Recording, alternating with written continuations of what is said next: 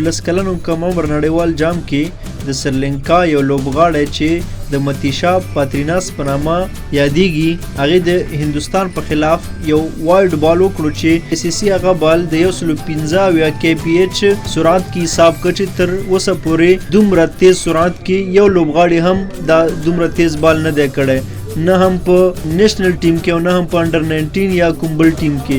نو یو لوبغاړی هم په دومره سرعت کې بال نه دی کړی. نو هغې ته هم ټوله دنیا حیرانه وه چې دا څه قسم کار وشو چې یو وړوکی هلک راپسېږي او 115 kph سرعت کې هغه بال کوي.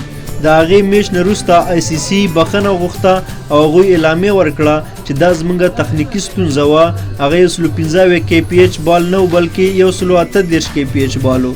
نو دې سره دغه شک هم د خلکو ختم شو چې ګواکې متیشا د بریټلي او د شیب اختر یا شانټیټ یا نورو ریکارډونه مات کړل. نو هغه ICC ومنله چې دا زموږ یو تخنیکي ستونزه وه او دا 115 kph بال نه و بلکې 138 kph بال و.